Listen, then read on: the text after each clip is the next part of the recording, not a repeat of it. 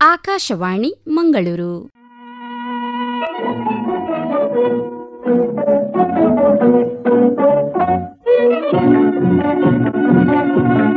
ಯುವವಾಣಿ.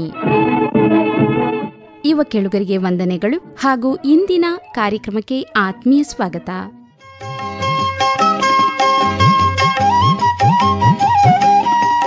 ಇಂದಿನ ಕಾರ್ಯಕ್ರಮದಲ್ಲಿ ಕೇಳಿ ಕಾಲೇಜು ಕ್ಯಾಂಪಸ್ನಲ್ಲಿ ಆಕಾಶವಾಣಿ ವಿದ್ಯಾರ್ಥಿಗಳ ಮುಖಾಮುಖಿ ಸಂದರ್ಶನದಲ್ಲಿ ಸರಕಾರಿ ಪ್ರಥಮ ದರ್ಜೆ ಕಾಲೇಜು ಹೆಬ್ರಿ ಇಲ್ಲಿನ ವಿದ್ಯಾರ್ಥಿಗಳೊಂದಿಗೆ.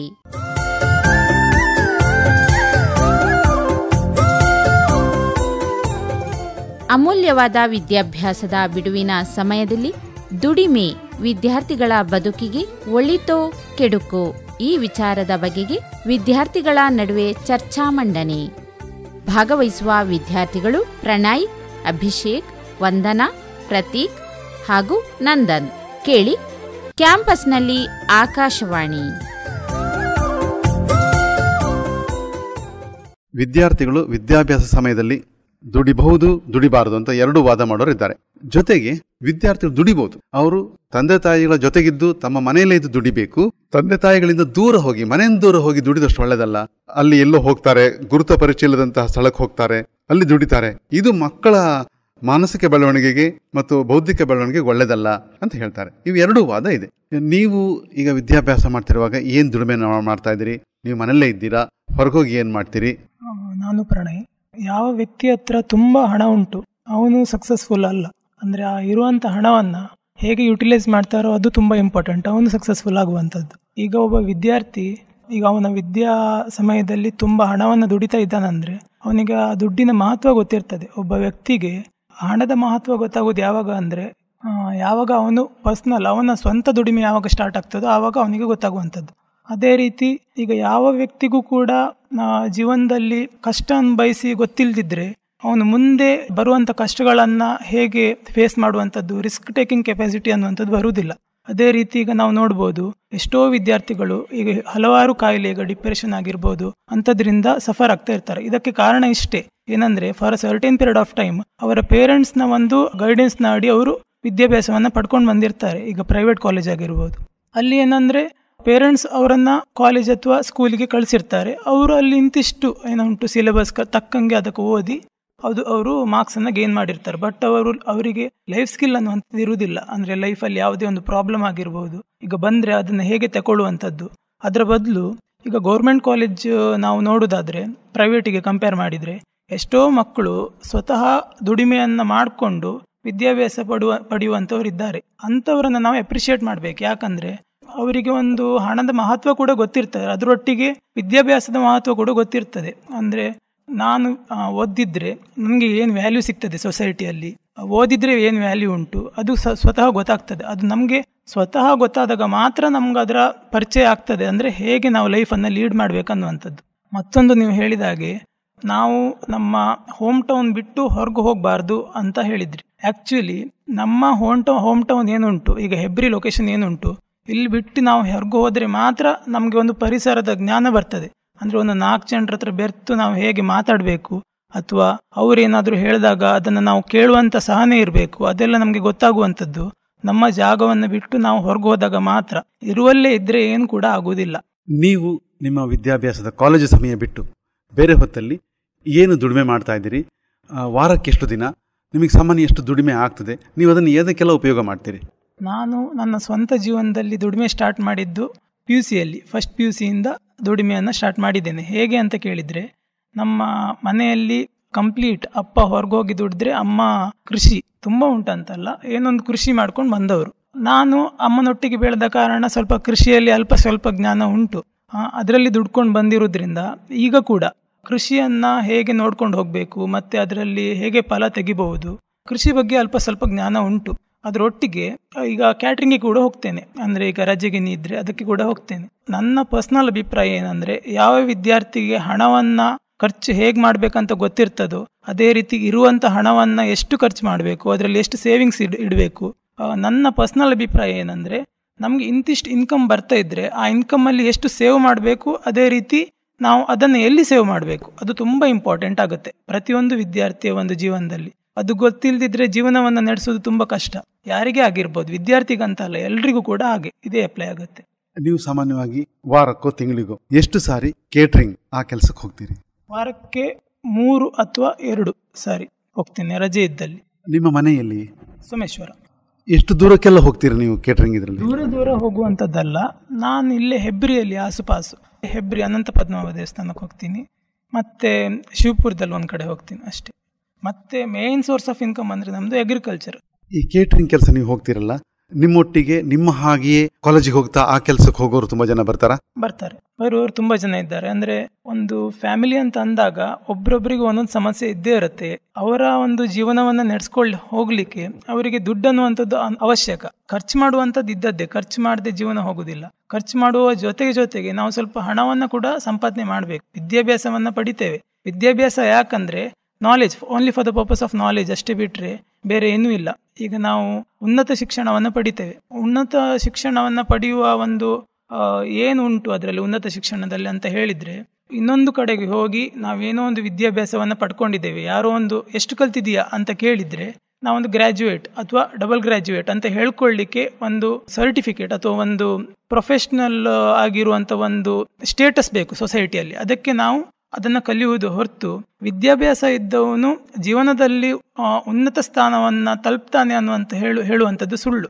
ಈಗ ಹಣ ಏನುಂಟು ಅದನ್ನು ಹೇಗೆ ಖರ್ಚು ಮಾಡಬೇಕು, ಅದನ್ನು ಹೇಗೆ ಯುಟಿಲೈಸ್ ಮಾಡ್ಕೊಳ್ಬೇಕಂತ ಈಗ ಕೆಲವರು ಇರ್ತಾರೆ, ಫಾರ್ಮರ್ಸ್ ಅಂತಲೇ ತಗೊಳ್ಳಿ, ಕೃಷಿಗಾರರು ಅಂತಲೇ ತಗೊಳ್ಳಿ, ಅವರಿಗೆ ಪರ್ಫೆಕ್ಟ್ ಗೊತ್ತಿರುತ್ತೆ. ಅಂದರೆ ನಾವು ಇಂತಿಷ್ಟು ಕೃಷಿಯಲ್ಲಿ ಇನ್ವೆಸ್ಟ್ ಮಾಡಿದ್ರೆ ಅದರಲ್ಲಿ ಏನು ರಿಟರ್ನ್ ಬರುತ್ತೋ ಅದರಲ್ಲಿ ನಾವು ವಾಪಸ್ ರೀಇನ್ವೆಸ್ಟ್ ಎಷ್ಟು ಮಾಡಬೇಕು, ಅದೇ ರೀತಿ ಅದನ್ನು ನಾವು ಎಷ್ಟು ಸೇವ್ ಮಾಡಬೇಕು, ಅದಕ್ಕೆ ಎಷ್ಟು ಹಾಕಬೇಕಂತ ಅವರಿಗೆ ಪರ್ಫೆಕ್ಟ್ ಗೊತ್ತಿರುತ್ತೆ. ಅಂಥವ್ರನ್ನ ನಾವು ಅಪ್ರಿಷಿಯೇಟ್ ಮಾಡಬೇಕು. ಯಾಕಂದರೆ ಅವರಿಗೆ ಯಾವುದೇ ರೀತಿ ಎಜುಕೇಷನ್ ಇರಲ್ಲ. ನಮಗೆಲ್ಲ ಸ್ಟೂಡೆಂಟ್ಸಿಗೆ ಏನಂದರೆ ತುಂಬ ಎಜುಕೇಷನ್ ಇದ್ದು ಕೂಡ ಇಲ್ಲಿ ಎಷ್ಟೋ ಜನ ಇದ್ದೇವೆ ನಾವು ಸ್ಟೂಡೆಂಟ್ಸ್, ನಮಗೆ ಲೈಫ್ನ ವ್ಯಾಲ್ಯೂ ಗೊತ್ತಿರಲ್ಲ. ಅಂದರೆ ನಮ್ಮ ಪೇರೆಂಟ್ಸ್ ಹೇಗೆ ನಮ್ಮ ಮನೆಯಲ್ಲಿ ಕಳಿಸ್ತಿದ್ದಾರೆ, ಪೇರೆಂಟ್ಸ್ನ ವ್ಯಾಲ್ಯೂ ಆಗಿರ್ಬೋದು, ಎಷ್ಟೋ ಜನ ವಿದ್ಯಾರ್ಥಿ ಗೊತ್ತಿರಲ್ಲ, ಮನಿ ವ್ಯಾಲ್ಯೂ ಆಗಿರ್ಬೋದು. ಜಸ್ಟ್ ನಾವು ಹೇಳ್ತೇವೆ ಅಷ್ಟೇ ಬಿಟ್ಟರೆ ನಮಗೆ ಈ ಕ್ವಾಲಿಫಿಕೇಶನ್ ಉಂಟಂತ ಹೇಳ್ತೇವೆ ಹೊರತು ಆ ಕ್ವಾಲಿಫಿಕೇಶನಲ್ಲಿ ಏನು ಕಲ್ತಿದ್ದೀವಿ ಅಂತ ಯಾರಾದರೂ ಕೇಳಿದ್ರು ಕೂಡ ನಮ್ಗೆ ಹೇಳಲಿಕ್ಕೆ ಬರಲ್ಲ. ಯಾಕಂದರೆ ನಾವು ಜಸ್ಟ್ ಹೋಗಿದ್ದು ಬಂದಿದ್ದಷ್ಟೇ, ಕಲ್ತದ್ದು ಏನೂ ಇಲ್ಲ, ಲೈಫಿಗೋಸ್ಕರ ಕಲ್ತದ್ದು ಏನೂ ಇಲ್ಲ. ಅದಕ್ಕೆ ನಾನು ಹೇಳೋದು, ಪ್ರತಿಯೊಂದು ವಿದ್ಯಾರ್ಥಿಗಳು ಅವರ ವಿದ್ಯಾಭ್ಯಾಸದ ಸಮಯದಲ್ಲಿ ಜೊತೆಗೆ ಒಂದಿಷ್ಟು ದುಡಿಮೆಯನ್ನು ಮಾಡಿದರೆ ಅವರಿಗೆ ಲೈಫ್ ಆಗಿರ್ಬೋದು, ಅವರ ತಂದೆ ತಾಯಿ ಆಗಿರ್ಬೋದು, ಹಾಗೆ ತಮ್ಮ ವಿದ್ಯಾಭ್ಯಾಸ ಆಗಿರ್ಬೋದು, ಇದರ ಒಂದು ಮಹತ್ವ ಅವರಿಗೆ ಗೊತ್ತಾಗ್ತದಂತ ನನ್ನ ಅಭಿಪ್ರಾಯ. ನನ್ನ ಹೆಸರು ಅಭಿಷೇಕ್. ನೀವು ನಿಮ್ಮ ಎಜುಕೇಶನ್ ಜೊತೆಗೆ ಕೆಲಸ ಮಾಡ್ತೀರಲ್ಲ, ಏನು ಕೆಲಸ ಮಾಡ್ತೀರಿ, ಎಷ್ಟು ಸಂಪಾದನೆ ಆಗ್ತದೆ ಮತ್ತು ಆ ಸಂಪಾದನೆ ಪೂರ್ತಿ ಎಜುಕೇಷನ್ಗೆ ಬೇಕಾಗ್ತದೆ ನಿಮಗೆ? ನೀವು ಮನೆಯವ್ರನ್ನ ಸಪೋರ್ಟ್ ಮಾಡ್ತೀರಾ ಹೇಗೆ? ನಾನು ಪ್ರಸ್ತುತ PU ಇರುವಾಗ ಅಪ್ಪ ಒಂದು ವ್ಯಾನ್ ತಗೊಂಡಿದ್ರು. ಸ್ಟಾರ್ಟಿಂಗಲ್ಲಿ ಫಸ್ಟ್ ಡ್ರೈವಿಂಗ್ ಗೊತ್ತಿರಲಿಲ್ಲ, ಕಾಲಕ್ರಮೇಣ ಡ್ರೈವಿಂಗ್ ಕಲ್ತ್ವಿ, ನಾನೇ ಇದರಲ್ಲಿ ಕಲಿತೆ ನಾನು. ಆಮೇಲೆ ಅವ್ರು ಮೊದಲು ಡ್ರೈವಿಂಗ್ಗೆ ಹೋಗ್ತಿದ್ರು. ಆಮೇಲೆ ಮನೇಲಿ ತುಂಬ ಎಲ್ಲರಿಗೂ ಇರುವಂಥ ಕಷ್ಟ ನಮಗಿತ್ತು. ಸೊ ನಾನು ಡ್ರೈವಿಂಗ್ ಸ್ಟಾರ್ಟ್ ಮಾಡಿದೆ ಸೆಕೆಂಡ್ PU ಇರುವಾಗ, ಆಫ್ಟರ್ ಕೊರೋನಾ ಆದಮೇಲೆ. ಅವರು ಆಟೋ ಇತ್ತು ಒಂದು, ಅವ್ರು ಇದಕ್ಕೆ ಹೋದರೆ ನನಗೆ ಇದು ಹೇಳ್ತಿದ್ರು ಸ್ಟಾರ್ಟಿಂಗು. ಫಸ್ಟ್ ಆಫ್ ಆಲ್ ಅಲ್ಲಿಂದ ತುಂಬ ಅರ್ನಿಂಗ್ಸ್ ಮಾಡೋಕ್ಕೆ ಸ್ಟಾರ್ಟ್ ಮಾಡಿದ್ವಿ. ಅಂದರೆ ನಂದು ಎಜುಕೇಷನ್ ಪರ್ಪಸಿಗೆ ಅಂತಲ್ಲ, ಮನೆ ಪರ್ಪಸಿಗೆ ತುಂಬ ಇದು ಮಾಡಿದ್ವಿ.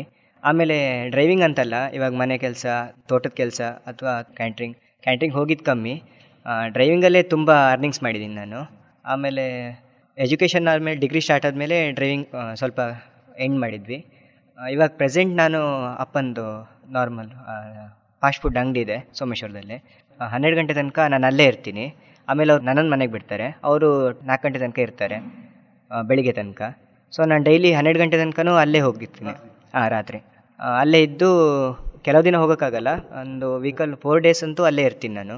ಸೊ ಅದರಿಂದ ಅದು ಅರ್ನಿಂಗ್ಸಲ್ಲಿ ಸ್ವಲ್ಪ ನನ್ನ ಖರ್ಚು ಅಂತ ಇಟ್ಕೊಂಡ್ರೆ ಮತ್ತು ಉಳಿದಿದ್ದೆಲ್ಲ ಗ್ರೂಪ್ ಇದೆ, 3 ಗ್ರೂಪ್ ಇದೆ, ಅದಕ್ಕೆ 5000 ಏನೋ ಕಟ್ಟಕ್ಕೆ ಬರುತ್ತೆ ವಾರಕ್ಕೆ. ಸೊ ಅದಕ್ಕೆ ಕಾಂಟ್ರಿಬ್ಯೂಷನ್ ಇದೆ ನಂದು, ಅದನ್ನ ಕೊಡ್ತೀನಿ. ಸೊ ಎಜುಕೇಷನ್ ಎಷ್ಟು ಇಂಪಾರ್ಟೆಂಟ್ ಅಂದರೆ ಅದಕ್ಕಿಂತ ನಮ್ಮ ದುಡಿಮೆನೂ ತುಂಬ ಇಂಪಾರ್ಟೆಂಟ್ ಆಗುತ್ತೆ. ಯಾಕಂದರೆ ಎಜುಕೇಷನ್ ಲೈಫಲ್ಲಿ ನಾವು ಪ್ರೆಸೆಂಟ್ ಕಾಲೇಜಿಗೆ ಬರ್ತೀವಿ, ಪೇರೆಂಟ್ಸ್ ಗೈಡೆನ್ಸಲ್ಲಿ ಇರ್ತೀವಿ, ಅವ್ರು ಅಮೌಂಟ್ ಕೊಟ್ಟಿರ್ತಾರೆ. ನಮ್ಮ ಖರ್ಚು ಮಾಡೋದಷ್ಟು ಅವಾಗ ಗೊತ್ತಿರಲ್ಲ. ಅವ್ರು 200 ಕೊಟ್ಟರು 300 ಕೊಟ್ಟರು ನಮ್ಮ ಖರ್ಚಿಗೆ ಏನು ಇಲ್ಲಿ ಬಂದಾಗ ಫ್ರೆಂಡ್ಸ್ ಜೊತೆ ಇದು ಮಾಡಿ ಸಪ್ರೇಟ್ ಒಂದು 100-120 ದಿನಕ್ಕೆ ಖರ್ಚಾಗುತ್ತೆ. ನಾವೇ ದುಡಿಯೋಕ್ಕೆ ಹೋದಾಗ ಅದು ಅಮೌಂಟ್ ಅಂದರೆ ನಾವು ಅರ್ನಿಂಗ್ಸ್ ಮಾಡಿದ್ದು ನಮ್ಮ ಖರ್ಚು ಮಾಡೋಕ್ಕೆ ಇಷ್ಟಂತ ನಾವು ಯೋಚನೆ ಮಾಡ್ತೀವಿ. ಸೊ ಹಾಗಾಗಿ ನಾನು ತುಂಬ ಅರ್ನಿಂಗ್ಸ್ ಮಾಡಿದ್ದೀನಿ, ಅದನ್ನ ಫ್ಯಾಮಿಲಿಗೆ ಆಲ್ಮೋಸ್ಟ್ ಕೊಟ್ಟಿದ್ದೀನಿ. ಈಗ ನೀವು ವ್ಯಾನ್ ತಗೊಂಡಿದ್ರಲ್ಲ, ಆ ವ್ಯಾನಲ್ಲಿ ಏನು ಸಾಗಾಟ ಮಾಡ್ತೀರಿ, ಎಲ್ಲಿಗೆಲ್ಲ ನೀವು ಸಾಗಾಟ ಮಾಡ್ತೀರಿ? ದಿನಕ್ಕೆ ಸಾಮಾನ್ಯ ಈಗ ಕಾಲೇಜಿಗೆ ಹೋಗುವಾಗ ಬೆಳಿಗ್ಗೆ ಸಾಯಂಕಾಲ ಅಂತ ನೀವು ಅದನ್ನು ಹಂಚಿಕೊಂಡಿದ್ದೀರಾ ಹೇಗೆ? ಅರ್ನಿಂಗ್ಸ್ ಅಂದರೆ ನಮ್ಮದು ವ್ಯಾನ್ ಅಂದರೆ ಟೂರಿಸ್ಟ್ ವ್ಯಾನು. ಸೊ ಅದು ರಿಕ್ಷದ ಬಾಡಿಗೆ ಅಂದರೆ ಅವರು ಸ್ಟ್ಯಾಂಡಲ್ಲಿ ಇರ್ತಾರೆ ನಾರ್ಮಲಿ. ಅದು ಇವಾಗ ರೇಷನ್ ಬಾಡಿಗೆಲ್ಲ ಅಂತ ಹೇಳ್ತಾರಲ್ವ, ನಾನಿವಾಗ ಮನೆಗೆ 3-4 ಗಂಟೆಗೆ ಹೋಗ್ತೀನಿ. ಇಲ್ಲಾಂದರೆ ಮಧ್ಯಾಹ್ನ ಅವ್ರು ಕಾಲ್ ಮಾಡಿದಾಗ ಮಧ್ಯಾಹ್ನ ಹೋಗ್ತೀನಿ. ಮಧ್ಯಾಹ್ನದಿಂದ ಅಲ್ಲಿಂದ ಸೋಮೇಶ್ವರದಿಂದ ಕಾಸನಮಕ್ಕೆ ಅಲ್ಲೇ ನಿಯರ್ ರೇಷನ್ ಬಾಡಿಗೆಲ್ಲೇ ಇರುತ್ತೆ ಫಸ್ಟು. ಆಮೇಲೆ ಟೂರಿಸ್ಟ್ ಅಂದರೆ ನಂಗೆ ಲೈಸೆನ್ಸ್ ಇನ್ನೂ ಫಸ್ಟ್ ಆಫ್ ಆಲ್ ಆಗಿರಲಿಲ್ಲ ಫಸ್ಟು. ಆವಾಗ ದೂರ ಹೋಗೋಕ್ಕೆ ಬಿಡ್ತಿರ್ಲಿಲ್ಲ. ಇವಾಗ ಹೆಬ್ರಿ, ಕಾರ್ಕಳ ಆ ಥರ ಹೋಗ್ತಿದ್ವಿ. ಲಾಂಗ್ ಅಂದರೆ ಡ್ರೈವಿಂಗ್ ಲೈಸೆನ್ಸ್ ಬಂದ ಮೇಲೆ ನಾನು ಸುಮಾರು ಸಲ ಧರ್ಮಸ್ಥಳ, ಸುಬ್ರಹ್ಮಣ್ಯ ಆ ಥರ ಲಾಂಗ್ ನೈಟ್ ಹೋಗಿದ್ವಿ. ನೈಟ್ 3-4 ಟ್ರಿಪ್ ಹೋಗಿದ್ವಿ. ಆಮೇಲೆ ಇವಾಗ ವ್ಯಾನ್ ಇಲ್ಲ, ಪ್ರೆಸೆಂಟ್ ಕೊಟ್ಟರು ಬ್ಯಾಂಕ್ ನೋಟಿಸ್ ಬಂದ್ರಿಂದ. ಇವಾಗ ಮನೆಯಲ್ಲೇ ಅಪ್ಪನ ಜೊತೆ ಹಂಗೆ. ಕಾಲೇಜಿಗೆ ಬರಬೇಕು, ಮಧ್ಯೆ ನಿಮ್ಮ ರಿಕ್ಷಾದಲ್ಲಿ ತಂದೆ ಜೊತೆಗೆ ನೀವು ಸಮಯ ಹಂಚ್ಕೊಳ್ಬೇಕು, ಜೊತೆಗೆ ಫಾಸ್ಟ್ ಫುಡ್ ಅಂಗಡಿಯಲ್ಲಿ ರಾತ್ರಿ 12 ಗಂಟೆ ತನಕ ಇರ್ತೀರಿ. ನೀವು ಕಾಲೇಜಿಂದ ಮನೆಗೆ ಹೋದ್ಮೇಲೆ ಸಮಯ ಹೇಗೆ ಹಂಚಿಕೊಳ್ತೀರಿ? ರೆಸ್ಟ್ ಹೇಗೆ ತಗೊಳ್ತೀರಿ? ಕ್ಲಾಸಲ್ಲಿ ಹೇಗೆ ಕಾನ್ಸಂಟ್ರೇಷನ್ ಕೊಟ್ಟು ಪಾಠ ಕೇಳ್ತೀರಿ? ಕಾನ್ಸಂಟ್ರೇಷನ್ ಅಂದರೆ ಸ್ಟಾರ್ಟಿಂಗ್ ಇವಾಗಿರೋದು ಪ್ರಾಕ್ಟಿಕಲ್ ಕ್ಲಾಸಸ್ಸು, ಅವಾಗ ನಿದ್ದೆ ಬರೋಲ್ಲ. ಥಿಯರಿ ಕ್ಲಾಸಿಗೆ ನಿದ್ದೆ ಬರುತ್ತೆ, ಏನು ಮಾಡೋಕ್ಕಾಗಲ್ಲ ಸಿಚುವೇಶನು. 12 ಗಂಟೆ ಅಂದರೆ ದಿನ 12 ಗಂಟೆ ಅಂತಲ್ಲ, ಅದು ಟೈಮ್ ಲಿಮಿಟು. ವ್ಯಾಪಾರ ಇದ್ದರೆ ಆ ಥರ. ಅಂದರೆ ಮ್ಯಾಕ್ಸಿಮಮ್ 11:30 ಅಂತೂ ಆಗೇ ಆಗುತ್ತೆ. ಮನೆಗೆ ಬಂದ ತಕ್ಷಣ ಮೊಬೈಲ್ ನೋಡೋ ಒಂದು ಇದಿದೆ, ಮಲ್ಕೊಳ್ಳೋಕೆ 11-12 ಆಗುತ್ತೆ. ಮನೇಲಿ ಬೈತಾರೆ, ಬಟ್ ಆದರೂ ಇಲ್ಲಿ ಕಾನ್ಸಂಟ್ರೇಷನ್ ಕಮ್ಮಿನೇ. ಎಕ್ಸಾಮಿಗೆ ಓದುವಾಗಲೂ ಇಂಟರ್ನಲ್ ನಾನು ಬುಕ್ ಅಷ್ಟು ಮುಟ್ಟಲ್ಲ. ಒಂದು ಹಾಫ್ ಆನ್ ಅವರ್, ಏನೇ ಎಷ್ಟೇ ಕಷ್ಟ ಇದ್ದರೂ ಹಾಫ್ ಆನ್ ಅವರ್ ಮುಟ್ಟೋದು ಬುಕ್ಕು. ಸೊ ಹಾಗಾಗಿ ತುಂಬ ಸಫರ್ ಆಗಿದ್ದೀನಿ. ಮನೆಯಲ್ಲಿ ಅಮ್ಮ ಕೂಡ ವರ್ಕಿಗೆ ಹೋಗ್ತಾರೆ, ಅವ್ರಿಗೆ ಇವಾಗ ಫ್ಯಾಕ್ಟ್ರಿ ಕೆಲಸ ಆಗಲ್ಲ. ಮೊನ್ನೆ ಹಾಸ್ಪಿಟ್ಲಿಗೆ ಹೋಗಿ ತುಂಬ ಸಮಸ್ಯೆ ಎಲ್ಲ ಆಗಿತ್ತು. ಅಂದರೆ ಅವ್ರನ್ನ ಇವಾಗ ಅಟ್ ಪ್ರೆಸೆಂಟ್ ಇವಾಗ 1 ವೀಕ್ ಆಯಿತು ಮನೇಲಿ ಇರೋಕ್ಕೆ ಹೇಳಿದ್ವಿ. ಸೊ ಅದನ್ನ ಬ್ಯಾಲೆನ್ಸ್ ಮಾಡ್ಕೊಂಡು ಹೋಗ್ತೀವಿ. ಅಂದರೆ ತುಂಬ ಎಜುಕೇಷನ್ ವಿಷಯ ಬಂದಾಗ ಮಾರ್ಕ್ಸ್ ಮೇಲೆ ಏನು ಡಿಪೆಂಡ್. ನಾನು ಸ್ಟಾರ್ಟಿಂಗು ಡಿಗ್ರಿ ಬಂದಾಗ ಮಾರ್ಕ್ಸೇ ಇಂಪಾರ್ಟೆಂಟು, ಇಂಟರ್ನಲ್ಲು ಅದು ಇದು ಅಂತ ಅಂದ್ಕೊಂಡಿದ್ದೆ. ಇವಾಗ ಜಸ್ಟ್ ಮಾರ್ಕ್ ಎಷ್ಟೇ ಬಂದರೂ ಪಾಸ್ ಅಂತೂ ಆಗ್ತೀನಿ ಅಂತ ಕಾನ್ಫಿಡೆನ್ಸ್ ಇದೆ. ಬಟ್ ಎಷ್ಟೇ ಬಂದರೂ ಪರವಾಗಿಲ್ಲ. ಈ ಸಲ ಇಂಟರ್ನಲ್ ತುಂಬ ಕಮ್ಮಿ ಇದೆ, ಗೊತ್ತು. ಅದು ಏನು ಮಾಡೋಕ್ಕೂ ಆಗಲ್ಲ, ಸಿಚುವೇಶನ್ ಹಾಗೆ ತಗೊಂಡೋಗುತ್ತೆ. ಅಂದರೆ ಎಜುಕೇಷನ್ಗಿಂತ ಲೈಫಲ್ಲಿ ತುಂಬ ಪಾಠ ಕಲ್ತಿದ್ದೀನಿ. ಇನ್ನು ಒಂದು ವೇಳೆ ಎಜುಕೇಷನಲ್ಲಿ ಏನೂ ಇಲ್ಲ ಅಂದರೆ, ಒಂದು ವೇಳೆ ಜಾಬ್ ಸಿಕ್ಕಿಲ್ಲ ಅಂದರೂ ಇದನ್ನ ಕಂಟಿನ್ಯೂ ಮಾಡ್ಕೊಂಡು ಹೋಗ್ತೀನಿ ಅನ್ನೋ ಕಾನ್ಫಿಡೆನ್ಸ್ ಇದೆ. ಅಭಿಷೇಕ್, ಸಾಮಾನ್ಯವಾಗಿಂತ ಫಾಸ್ಟ್ ಫುಡ್ ಕೆಲಸ ಮಾಡೋರು ಮತ್ತು ಕೇಟ್ರಿಂಗ್ ಹೋಗೋರು ಇದನ್ನು ಮಾಡಲಿಕ್ಕೆ ಶುರು ಮಾಡುವಾಗ ನಾವು ಇದನ್ನು ಮಾಡ್ತಾ ಎಜುಕೇಷನ್ ಮುಂದುವರಿಸ್ತೇವೆ, ಎಜುಕೇಷನ್ನ ಮಹತ್ವಾಕಾಂಕ್ಷೆ ಅಂತ ತಿಳ್ಕೊಂಡಿರ್ತಾರೆ. ಆದರೆ ಏನಾಗುತ್ತೆ ಅಂತ ಹೇಳಿದರೆ, ಇಲ್ಲಿ ಒಳ್ಳೆ ಊಟ ಸಿಗುತ್ತೆ, ದಿನ ಫ್ರೆಂಡ್ಸ್ ಜೊತೆ ಓಡಾಡ್ತಾರೆ, ಬೇಕಾದ ಒಂದು ಬೈಕ್ ತೆಗಿತಾರೆ, ಒಂದು ಒಳ್ಳೆ ಮೊಬೈಲ್ ತೆಗಿತಾರೆ. ಮೊದಲಿನ ಮಹತ್ವಾಕಾಂಕ್ಷೆ ನಿಧಾನವಾಗಿ ಕರಗಿ ಹೋಗ್ತದೆ. ಒಳ್ಳೆ ಊಟ ಸಿಗ್ತದೆ, ಅದಕ್ಕೆ ಹೊಂದಿಕೊಂಡು ಬಿಡ್ತೇವೆ ನಾವು. 100ಕ್ಕೆ 90 ಜನ ಇಂಥ ಕೆಲಸಕ್ಕೆ ಹೋಗೋ 100ಕ್ಕೆ 90 ಜನ ತಮ್ಮ ಎಜುಕೇಷನಿಗೆ ಸಂಬಂಧಪಟ್ಟಂತಹ ಮಹತ್ವಾಕಾಂಕ್ಷೆಯನ್ನು ಮರೆತು ಇದೇ ಬಿರಿಯಾನಿ, ಇದೇ ಕಬಾಬ್, ಇದಕ್ಕೆ ಹೊಂದಿಕೊಂಡು ಸುಖ ಅಂತ ತಿಳ್ಕೊಳ್ತಾರೆ. ಅವರ ಮಹತ್ವಾಕಾಂಕ್ಷೆ ಎಲ್ಲಿಯೋ ಆಗಿ ಹೋಗಿರುತ್ತೆ. ನೀವು ಎಷ್ಟು ದೃಢ ಮನಸ್ಸು ಮಾಡಿ ಕೆಲಸವನ್ನು ಮಾಡ್ತೀರಿ, ಸಂಪಾದನೆ ಮಾಡ್ತೀರಿ ಮತ್ತು ಎಜುಕೇಷನ್ ಮಾಡ್ತೀರಿ, ನಿಮ್ಮ ಎಜುಕೇಷನಿಗೆ ಸಂಬಂಧಪಟ್ಟಂತಹ ಮಹತ್ವಾಕಾಂಕ್ಷೆಯನ್ನು ಮರೆತು ಬಿಡ್ತೀರಾ ಹೇಗೆ? ಹಾಗಂತೇನಿಲ್ಲ. ನಂದು ಅಮ್ಮನ ಕನಸಿದ್ದು ಫಸ್ಟು. ನಾನು CA ಮಾಡಬೇಕು ಅಂತ ತುಂಬ ಡ್ರೀಮ್ ಇತ್ತು. ಬಟ್ ಇದು ಆವಾಗ ಈ ಕಂಡೀಷನಲ್ಲಿ ಆಗಲ್ಲ ಅದಂತ ಗೊತ್ತು. ಅವ್ರಿಗೆ ಡಿಗ್ರಿ ಕಂಪ್ಲೀಟ್ ಮಾಡಿ ಒಂದು ಜಾಬಿಗೆ ಹೋಗ್ಬೇಕಂತ ಅವರಿಗೆ ತುಂಬ ಮನಸ್ಥಿತಿದೆ. ಅಂದರೆ ನಂದು ಮನೆಯಲ್ಲಿ ಕೆಲಸ ಅಂತೂ ನಾನು ಕೆಲವು ಸಲ ಮಾಡೋದೇ ಇಲ್ಲ, ಮೊದಲು ಕಮ್ಮಿ ಮಾಡ್ತಿದ್ದೆ. ಇವಾಗ ಮನೆ ಸಿಚುವೇಶನ್ ಆಗಿದೆ, ಏನು ಮಾಡೋಕ್ಕಾಗಲ್ಲ. ಬಟ್ ನಂಗೆ ಹೋಗಲೇಬೇಕು, ಅಂದರೆ ಜಾಬಿಗೆ ಹೋಗ್ಬೇಕು ಅದೊಂದಿರುತ್ತೆ. ಇವಾಗ ಸೈಡ್ ಅಂದರೆ ಅಪ್ಪಂಗೆ ಹೆಲ್ಪ್ ಮಾಡಬೇಕು, ಮನೇಲಿ ಕಾಂಟ್ರಿಬ್ಯೂಷನ್ ಕೊಡಬೇಕು ಅನ್ನೋದು ಇದೆ. ಹಾಗೆ ಎಜುಕೇಷನ್ ಸೈಡಿಗೆ ಇಡೋದಂತೂ ನಂದು ಇದರಲ್ಲಿಲ್ಲ. ಅದೊಂದು ಎಜುಕೇಷನು ಬೇಕು, ಆ ಕಡೆ ಜಾಬು ಬೇಕು ಅಂತ ಹೇಳ್ತಾರೆ. ಸೊ ಎಜುಕೇಷನ್ ಸ್ಟಿಲ್ ಅದು ಆಗೇ ಆಗುತ್ತೆ. ಡಿಗ್ರಿ ಕಂಪ್ಲೀಟ್ ಆಗಿ ಹೇಗೂ ಇವಾಗ ಮುಗಿಯುತ್ತೆ. ಸೊ ನೆಕ್ಸ್ಟ್ ಜಾಬ್ ಇದ್ದರೆ ಜಾಬಿಗೆ ಹೋಗೋದು, ಜಾಬ್ ಮಾಡಲೇಬೇಕು. ಅದೇ ಟೈಮ್ ಇದ್ದಾಗ ಮನೆಗೆ ಹೆಲ್ಪ್ ಮಾಡೋದು. ಸರ್ ನಮಸ್ತೆ, ನನ್ನ ಹೆಸರು ವಂದನಾ. ನಾನು ಫಸ್ಟ್ ಇಯರ್ ಸೆಕೆಂಡ್ PUC ತನಕ ಆಗಲಿಲ್ಲ, ಕೊರೋನಾ ಬಂತು. ಬಟ್ ಡಿಗ್ರಿಗೆ ಬರ್ತಾ ನಾನು ಆ್ಯಂಕರಿಂಗಿಗೆ ಹಾಗೆ ಸ್ಯಾಕ್ಸೋಫೋನ್ ವಾದಕಿಯಾಗಿ ಹಾಗೆ ಚೆಂಡೆಗೆ ಸುಮಾರು ಕಡೆಯಲ್ಲಿ ಕಾರ್ಯಕ್ರಮಗಳನ್ನು ಕೊಟ್ಟಿದ್ದೇನೆ. ಇದು ಕಾಲೇಜನ್ನು ಕಲಿಯೋದ್ರೊಳಗೆ ನನಗೆ ಒಂದು ಒಳ್ಳೆಯ ದುಡಿಮೆ ಕೂಡ ಆಗಿದೆ ಅಂತ ಹೇಳ್ತೇನೆ. ಇದಕ್ಕೆ ಮೇನ್ ಸಹಾಯ ಮಾಡಿದ್ದು ನನ್ನ ಅಮ್ಮ, ರೋಲ್ ಮಾಡೆಲಿಂಗ್ ಅಂತಲೇ ಹೇಳ್ಬೋದು ನನಗೆ. ನಾನು ನಿರೂಪಕಿಯಾಗಿ ತುಂಬ ರಾತ್ರಿ ಅಂದರೆ 11 ಗಂಟೆ 12 ಗಂಟೆ ಎಲ್ಲ ಆಗ್ತದೆ ಒಂದೊಂದು ಫಂಕ್ಷನ್ ಮುಗಿಯುವಾಗ ಮೆಹಂದಿ. ಬಟ್ ಅಲ್ಲಿಂದ ಬಂದು ನೆಕ್ಸ್ಟ್ ಡೇ ಕಾಲೇಜಿಗೆ ಬರಬೇಕು, ತುಂಬ ಕಷ್ಟ ಆಗ್ತಿತ್ತು ಫಸ್ಟಿಗೆಲ್ಲ. ಅಂದರೆ ನಮಗೆ ಅಭ್ಯಾಸ ಇರ್ತಿರ್ಲಿಲ್ಲ. ಆಮೇಲೆ ಅಂದರೆ ನಿರೂಪಣೆ ಮಾಡೋದು ನನ್ನ ಒಂದು ಅದು ಹವ್ಯಾಸ. ಅದನ್ನೇ ನಾನು ವೃತ್ತಿಯಾಗಿ ಅಂದರೆ ನನ್ನ ಕರಿತಿದ್ರು, ಬನ್ನಿ ನೀವೇ ಬನ್ನಿ ಅಂತ ಹೇಳಿ. ನಾನು ಹೋಗಲೇಬೇಕಾಯಿತು ಆವಾಗ. ಹಾಗೆ ನಿರೂಪಣೆ ಕೂಡ ಮಾಡ್ತಿದ್ದೆ. ಅದರಲ್ಲಿ ಕೂಡ ಒಳ್ಳೆ ಒಂದು ಇನ್ಕಮ್ ಬರ್ತಿತ್ತು. ನೆಕ್ಸ್ಟ್ ಸ್ಯಾಕ್ಸೋಫೋನನ್ನು ನಾನು ಸೆಕೆಂಡ್ ಇಯರ್ ಲಾಸ್ಟಲ್ಲಿ ಸೆಕೆಂಡ್ PU ಲಾಸ್ಟಲ್ಲಿ ನಾನು ಕಲೀಲಿಕ್ಕೆ ಸ್ಟಾರ್ಟ್ ಮಾಡಿದ್ದು. ನೆಕ್ಸ್ಟ್ ಅದನ್ನು ನಾನು ದೀಕ್ಷಾ ದೇವಾಡಿ ಕಾಲೇವೂರ್ ಹತ್ರ ನಾನು ಕ್ಲಾಸನ್ನು ತಗೊಂಡು ಕಲಿತಾ ಹೋದೆ. ಈಗ ಪ್ರೆಸೆಂಟ್ ಆಗಿ ಕೂಡ ಕಲಿತಿದ್ದೇನೆ. ಬಟ್ ಕಲಿಯೋದ್ರ ಒಟ್ಟಿಗೆ ಬೇರೆ ಕಡೆ ಫಂಕ್ಷನ್ ಎಲ್ಲ ಕೊಟ್ಟಿದ್ದೇನೆ. ಅಂದರೆ ಬೇರೆ ಬೇರೆ ದೂರ ಕಡೆ ಶಿವಮೊಗ್ಗದಲ್ಲಿ ಒಂದು 3-4 ಸಲ, ಹಾಗೆ ರಾಯಚೂರಲ್ಲಿ ಇರ್ಬೋದು, ಹಾಗೆ ಮೊನ್ನೆ ಕಟ್ಪಾಡಿಯಲ್ಲಿ, ಹೀಗೆ ಪ್ರೋಗ್ರಾಮನ್ನು ಕೊಡ್ತೇನೆ. ಹಾಗೆ ಇನ್ನೊಂದು ಚೆಂಡೆ ಅಂತ ಹೇಳಿದರೆ ನಾನು ಸಾಯಿನಾಥಮ್ ಇಲ್ಲಿ ಚೆಂಡೆ ಹೆಬ್ರಿ ಬಳಗದಲ್ಲಿ ನಾನೊಂದು ಅದರ ಮೆಂಬರ್. 6 years ಆಯಿತು ಸಾಯಿನಾಥಮ್ ಚೆಂಡೆಯಲ್ಲಿ. ತುಂಬ ಅಂದರೆ ಕರ್ನಾಟಕದ ವಿವಿಧ ಜಿಲ್ಲೆಗಳಲ್ಲಿ ಅವರು ಪ್ರದರ್ಶನವನ್ನು ನೀಡಿ ಅತ್ಯುತ್ತಮ ಅಂತ ನಮಗೆ ಒಂದು ಹೆಸರು ಬಂದಿದೆ ಇಡೀ ಕರ್ನಾಟಕದಲ್ಲಿ. ಅದರಲ್ಲಿ ಕೂಡ ಹಾಗೆ ನಮಗೆ ಒಂದು ಪ್ರೋಗ್ರಾಮಿಗೆ ಹೋದರೆ ಇಷ್ಟು ಪೇಮೆಂಟ್ ಅಂತ ಕೊಡ್ತಾರೆ. ಅದು ಕೂಡ ನನಗೆ ಒಂದು ಹೆಲ್ಪ್ ಆಗಿದೆ, ಅಂದರೆ ಎಜುಕೇಷನ್ ಪರ್ಪಸ್. ಬಟ್ ನಮ್ಮ ಫ್ಯಾಮಿಲಿಯಲ್ಲಿ ನೆಸಸರಿ ಅಂತ ಏನಿಲ್ಲ. ಬಟ್ ನನಗೆ ಕಲ್ಚರಲ್ ಅಂತ ಹೇಳಿದರೆ ತುಂಬ ಇಷ್ಟ. ಕಲ್ಚರಲ್ ಆಗಿರಬೇಕು, ಪಾರ್ಟಿಸಿಪೇಟ್ ಮಾಡಬೇಕು. ಹಾಗೆ ನನ್ನ ಎಜುಕೇಷನಲ್ಲಿ ಕೂಡ ನಾನು ಕಡಿಮೆ ಅಂತ ಏನು ಅಲ್ಲ. ಹೇಳಬೇಕಾದ್ರೆ ನಾನು ಚೆಂಡೆಗೆ ಸೆಮ್ ಎಕ್ಸಾಮ್ ಇರಬೇಕಾದ್ರೆ ನಾನು ಹಿಂದಿನ ದಿನ ರಾಯಚೂರಿಗೆ ಹೋಗಿ ಸೆಮ್ ಎಕ್ಸಾಮ್ ದಿನ ಬೆಳಿಗ್ಗೆ ಬಂದು ಸೆಮ್ ಎಕ್ಸಾಮ್ ಬರೆದು ನೆಕ್ಸ್ಟ್ ರಿಸಲ್ಟ್ ನೋಡುವಾಗ ಕಾರ್ಪೊರೇಟ್ ಕಂಪನಿ ಲಾ ಅಂತ ಒಂದು ಸಬ್ಜೆಕ್ಟ್ ಎಕ್ಸಾಮ್ ನೆಕ್ಸ್ಟ್ ಡೇ ರಾಯಚೂರಿಂದ ಅದೇ ದಿನ ಬೆಳಿಗ್ಗೆ ಬಂದು ನಾನು ಅದೇ ಸಬ್ಜೆಕ್ಟಲ್ಲಿ 91 ಮಾರ್ಕನ್ನು ತೆಗೆದಿದ್ದೇನೆ. ನನಗೆ ಅದೊಂದು ಹೆಮ್ಮೆ ಉಂಟು ನನ್ನ ಮೇಲೆ. ಹೀಗೆ ತುಂಬ ಹೊರಗಡೆ ಹೋಗ್ತೀರಿ, ಸ್ಯಾಕ್ಸೋಫೋನ್ ವಾದನ ಇರ್ಬೋದು, ಚಂಡೆ ವಾದನ ಇರ್ಬೋದು, ಆ್ಯಂಕರಿಂಗ್ ಇರ್ಬೋದು. ಇಲ್ಲಿ ನಷ್ಟವಾದ ಸಮಯವನ್ನು ನೀವು ಎಲ್ಲಿ ಸರಿತಿಗಿಸ್ಕೊಳ್ತೀರಿ? ನೀವು ಕ್ಲಾಸಲ್ಲೂ ಏನು ಕಡಿಮೆ ಇಲ್ಲ, ತುಂಬ ಚೆನ್ನಾಗಿ ಸ್ಕೋರ್ ಮಾಡಿದಿರಿ. ಇದಕ್ಕೆ ಹೇಗೆ ಹೊಂದಿಕೊಳ್ತೀರಿ? ಬೇರೆ ಯಾರಿಗಾದ್ರೂ ಕಷ್ಟ ಆಗ್ಬೋದು, ಇದು ಕಷ್ಟ ಆಗದ ಹಾಗೆ ಅದನ್ನು ಎಂಜಾಯ್ ಮಾಡಿಕೊಂಡು. ಸರ್, ಇದು ಹೇಳಬೇಕಾದ್ರೆ ಇದು ಅಪೋರ್ಚುನಿಟೀಸ್. ನಾವು ಇದನ್ನು ಈ ಟೈಮಲ್ಲಿ ಯೂಸ್ ಮಾಡ್ಕೊಳ್ಬೇಕು. ಕಷ್ಟ ಆಗ್ತದೆ, ಆದರೆ ಮ್ಯಾನೇಜ್ ಮಾಡ್ಕೊಂಡು ಹೋಗೋದು ನಮ್ಮ ಕೈಯಲ್ಲಿ ಇರೋದು. ನಾವು ಕ್ಲಾಸ್ ಮಾಡ್ತಿರುವಾಗನೇ ತಲೆಗೆ ಹಾಕೊಂಡು ಹೋದ್ರೆ ಅಷ್ಟೇನು ಕಷ್ಟ ಆಗೋದಿಲ್ಲ. ಬಟ್ ಕಷ್ಟ ಆಗ್ತದೆ ಸಮ್ಟೈಮ್ಸ್. ನನಗೆ ಸಹ ನನ್ನ ಫ್ರೆಂಡ್ಸ್ ಹೇಳ್ತಾರೆ ನೀನು ಹೇಗೆ ಇದನ್ನೆಲ್ಲ ಮ್ಯಾನೇಜ್ ಮಾಡ್ತೀನಿ ಅಂತ. ಅದು ಕೂಡ ನನಗೆ ಈಗ ನಾನು ಮನೆಯಲ್ಲಿದ್ದೇನೆ, ಬಟ್ ನನಗೆ ಸಂಜೆ ಒಂದು 2-3 ಜನ ಸ್ಟೂಡೆಂಟ್ ಟ್ಯೂಷನಿಗೆ ಅಂತ ಬರ್ತಾರೆ. ಅದು ನನಗೆ ಹೆಮ್ಮೆ ಆಗ್ತದೆ. ಅಂದರೆ ನನ್ನ ಫ್ರೆಂಡ್ಸ್ ಹೇಳ್ತಾರೆ ನಮಗೆ ಆದರೆ ಸಾಧ್ಯವೇ ಇರ್ತಿಲ್ಲ, ನೀನು ಆದರೆ ಹೀಗೆ ಮಾಡ್ತೀಯಲ್ಲ ಹಾಗೆ ಅಂತ ಹೇಳ್ತಾರೆ. ಆವಾಗ ನನಗೆ ಅದೊಂದು ಹೆಮ್ಮೆ, ಅವ್ರು ಹಾಗೆ ಹೇಳ್ತಾರಲ್ಲ ಅಂತ ನನಗೆ ಹೆಮ್ಮೆ ಆಗ್ತದೆ. ಸರ್, ನಮಗೆ ದುಡಿಯೋ ಅವಶ್ಯಕತೆ ಇಲ್ಲ, ಯಾಕೆ ಹೀಗೆ ಕಷ್ಟಪಡ್ತಿ ಓಡಾಡ್ತಿ ಅಂತ ಮನೆಯಲ್ಲಿ ಅಪ್ಪ ಅಮ್ಮ, ಬಂಧು ಬಳಗದವರು, ಟೀಚರ್ಸ್ ನಿಮ್ಗೇನಾದರೂ ಎಚ್ಚರಿಕೆ ಕೊಡೋದುಂಟಾ, ಬುದ್ಧಿವಾದ ಹೇಳೋದುಂಟಾ? ಇಲ್ಲ ಸರ್, ನನ್ನ ಅಮ್ಮನಿಗೆ ಅಂದರೆ ತುಂಬ ಇಷ್ಟ. ಅಂದರೆ ಹೀಗೆಲ್ಲ ಹೋಗಿ ಮಾಡು, ಅಂದರೆ ನಮಗೆ ನೆಸೆಸಿಟಿ ಇಲ್ಲ, ಬಟ್ ಹೀಗೆ ಇರಬೇಕು, ಆ್ಯಕ್ಟಿವ್ ಆಗಿ ಇರಬೇಕು ಅಂತ ನಮ್ಮ ಮನೆಯಲ್ಲಿ ಒಂದು ಅಭಿಪ್ರಾಯ. ಹಾಗೆ ದುಡಿದ ಹಣವನ್ನು ಏನು ಮಾಡ್ತೀರಿ? ಸೇವ್ ಮಾಡ್ತೀರಾ ಅಥವಾ ಮನೆಯ ವಾರ್ತೆ ಖರ್ಚಿಗೆ ಹಾಕ್ತೀರಾ, ಹೇಗೆ? ಸರ್, ಮನೆಯ ಖರ್ಚಿಗೆ ಅಂತ ಸಹ ಕೊಡ್ತೇನೆ, ಮತ್ತು ನನ್ನ ಸ್ವಲ್ಪ ಸೇವಿಂಗ್ಸ್ ಅಂತ ಇದೆ. ಬಟ್ ನನ್ನ ಡಿಗ್ರಿಯ ಒಂದು ಎಜುಕೇಷನ್ ಏನುಂಟು ಅದನ್ನೆಲ್ಲ ನಾನೇ ಬೇರ್ ಮಾಡಿದ್ದು ಫುಲ್. ಅಂದರೆ ಸೆಮ್ ಎಕ್ಸಾಮ್ ಫೀಸ್ ಆಗಿರ್ಬೋದು, ನಮ್ಮದು ಅಡ್ಮಿಷನ್ ಫೀಸ್ ಆಗಿರ್ಬೋದು, ಎಷ್ಟು ಸಮಥಿಂಗ್ 4,000-5,000 ಎಲ್ಲ ಬರುತ್ತೆ, ಅದನ್ನೆಲ್ಲ ನಾನೇ ಬೇರ್ ಮಾಡಿದ್ದು. ಮತ್ತು ನನಗೆ ಸ್ಕಾಲರ್ಶಿಪ್ ಕೂಡ ಹಾಗೆಯೇ ತುಂಬ ಸ್ಕಾಲರ್ಶಿಪ್ ಬಂದಿದೆ ಸರ್. ಒಂದು ಸೆಕೆಂಡ್ ಇಯರಲ್ಲಿ ಇರಬೇಕಾದ್ರೆ ನನಗೆ ಒಂದು 40,000-45,000 ತನಕ ಸ್ಕಾಲರ್ಶಿಪ್ಪೇ ಬಂದಿದೆ. ಈ ವರ್ಷ ಕೂಡ ಹಾಗೆ ಒಂದು 25,000 ತನಕ ಸ್ಕಾಲರ್ಶಿಪ್ಪೇ ಬಂದಿದೆ. ನಾನು ಅದನ್ನೆಲ್ಲ ಸೇವಿಂಗ್ಸ್ ಮಾಡ್ತೇನೆ, ನನ್ನ ಪೇರೆಂಟ್ಸಿಗೆ ಕೊಡ್ತೇನೆ. ಮತ್ತು ಮನೆಯ ಒಂದೇನು ಖರ್ಚಿರ್ತದೆ ಅದನ್ನು ಕೂಡ ಕೆಲವೊಮ್ಮೆ ನೋಡ್ತೇನೆ ಸರ್. ಸರ್, ನನ್ನ ಹೆಸರು ಪ್ರತೀಕ್ ಅಂತ.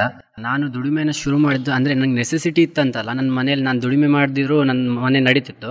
ಬಟ್ ನಾನು 9ನೇ ಕ್ಲಾಸಿಂದನೇ ದುಡಿಮೆ ಅಂತ ಅಣ್ಣನವರೊಟ್ಟಿಗೆಲ್ಲ ಕೆಲಸ, ಅಂದರೆ ಆಗ ಚಿಕ್ಕವನಂತ ನನಗೆ ಸಿಂಪಲ್ ಕೆಲಸ ಹೊಡೆದು. ಬಟ್ ನಾನು ಮೊದಲಿಂದ ಹೋಗಿರೋ ಕಾರಣ ನನಗೆ ಈಗಲೂ ಪ್ರತಿದಿನ ಅಂದರೆ ರಜೆ ಇರಲಿ ಯಾವಾಗ ಇರಲಿ ನಾನು ಕೇಳಿದ ತಕ್ಷಣ ನಂಗೆ ಕೆಲಸ ಸಿಗೋ ಒಂದು ಕೆಪಾಸಿಟಿ ಇತ್ತು. ಅಂದರೆ ನಾನು ಹೋಗ್ತೆ ಅಂದರೆ ಮಾಡ್ತಾನೆ ಅಂತ. ನನ್ನ ಎಜುಕೇಷನ್ ಅಂದರೆ ನಾನು SLC ಟೈಮ್ ಹಂಗೆ ಕೆಲವು scholarship exam, so for example NMS exam ಬರುತ್ತೆ ಎಕ್ಸಾಮ್. ಸೊ ನಾನು ಅದನ್ನ ಹಣವನ್ನು ಉಳಿಸಿ ನಾನು ಕಾಲೇಜ್ ಹೋದೆ. ಅಂದರೆ ನಾನು ಮೊದಲು MGM ಹೋಗ್ತಿದ್ದೆ ಫಸ್ಟ್ ಇಯರ್, ಈಗ ಇಲ್ಲಿಗೆ ಬಂದರು. ನಾನು MGM ಫೀಸ್ನ ನಾನು ಸ್ಕಾಲರ್ಶಿಪ್ ಹಣದಂಗೆ ಕಟ್ಟಿ ಕೆಲಸ ಹೋಗ್ತಾ ಹಾಗೆ ಮಾಡಿದೆ. ಬಟ್ ಎಂತಾಯ್ತು ಅಂದರೆ ಸೆಕೆಂಡ್ ಇಯರ್ ಬರುವಾಗ ನನ್ನ ಸ್ಕಾಲರ್ಶಿಪ್ ಹಣ ಎಲ್ಲ ಆಲ್ಮೋಸ್ಟ್ ಖಾಲಿ ಆಗಿತ್ತು. ನಾನು ಕೆಲಸಕ್ಕೆ ಹೋಗೋಕ್ಕೂ ಆಗ್ತಿರಲಿಲ್ಲ, ಯಾಕಂದರೆ ಕಾಲೇಜ್ ನಾನು ಬೆಳಿಗ್ಗೆ 6:30 ಮನೆಯಿಂದ ನಡ್ಕೊಂಡು 7 ಕಾಲಿಗೆ ಬಸ್ಸಿಗೆ ಹೋಗ್ಬೇಕು, 4 ಕಿಲೋಮೀಟರ್ ನಡ್ಕೊಂಡು. ಸೊ ಸಂಜೆ ಬರೋವಾಗ 6 ಗಂಟೆ ಆಗ್ತಿತ್ತು ನಂಗೆ ಕೆಲಸಕ್ಕೂ ಹೋಗೋಕೆ. ನಾನು ಸೆಕೆಂಡ್ ಇಯರ್ MGM ಹೋಗುವ ಅಂದರೆ ಇಲ್ಲಿ ಅಣ್ಣ ನನ್ನ CA ಕಲಿತಿದ್ದ. ಆ್ಯಕ್ಚುಲಿ ಅಣ್ಣ CA ಪ್ಲಸ್ ಕಂಬೈನ್ BCom ಮಾಡ್ತಿದ್ದ, ಇಲ್ಲಿ ತ್ರಿಷಾದಲ್ಲಿ ಕಂಬೈನ್ ಮಾಡ್ತಿದ್ದ. ಸೊ ಹಾಗಾಗಿ ಏನಾಯ್ತು ಅಂದರೆ ಮನೆಯಲ್ಲಿ ಫೈನಾನ್ಷಿಯಲ್ ಕೊಡೋಕ್ಕಾಗಿಲ್ಲ. ಅಂದರೆ ನಾನು ಮೊದಲು CA ಮಾಡಬೇಕಂತ ಇದ್ದವನೇ, ಮತ್ತು ಫೈನಾನ್ಷಿಯಲ್ ಇಲ್ಲದೆ ಹೊರದು. ಅಪ್ಪನೂ ಹೊಸ ಅಂಗಡಿ ಓಪನ್ ಮಾಡಿದ್ರು. ಸೊ ಆಚೆ 2 ಸೈಡ್ ಅಣ್ಣಂಗೆ ಎಜುಕೇಷನ್ ಲೋನ್ ಆಯಿತು, ಇಲ್ಲಿ ಅಪ್ಪಂಗೂ ಲೋನ್. ಸೊ ನಾನು CA ಡ್ರೀಮ್ ಬಿಟ್ಟು BCom ಹೋದೆ. ಸೊ MGM ಹಂಗೂ ನನಗೆ ಕಂಟಿನ್ಯೂ ಮಾಡೋಕ್ಕಾಗಿಲ್ಲ. ಸೊ ನಾನು ವಾಪಸ್ ಪುನಃ ಹೆಬ್ರಿಗೆ ಬರಬೇಕಾಯಿತು. ಓಕೆ, ಅಂದರೆ ಈಗ ಪುನಃ ಕೆಲಸಕ್ಕೆ ಹೋಗ್ತೇನೆ. ಅಂದರೆ ಪ್ರತಿ ಸತಿನೂ ಹೋಗೋಕ್ಕಾಗಲ್ಲ. ಹಾಗಾಗಿ ಶನಿವಾರ ಸಂಡೇ ಇಲ್ಲಾಂದರೆ ಅಪ್ಪನ ಫಾಸ್ಟ್ ಫುಡ್ ಮಣಿಪಾಲದಲ್ಲಿದೆ, ನಾನು ಸ್ಯಾಟರ್ಡೇ ಆಲ್ಮೋಸ್ಟ್ ಹೋಗ್ತೇನೆ. ಅಲ್ಲೇ ಕೆಲಸ ಮಾಡಿ ದುಡ್ಕೊಂಡು ಓದೋ ವ್ಯಕ್ತಿಗೆ ಸ್ವಲ್ಪ ಜೀವನದ ಬಗ್ಗೆ ಗೊತ್ತಿರುತ್ತೆ ಅನ್ನೋರು.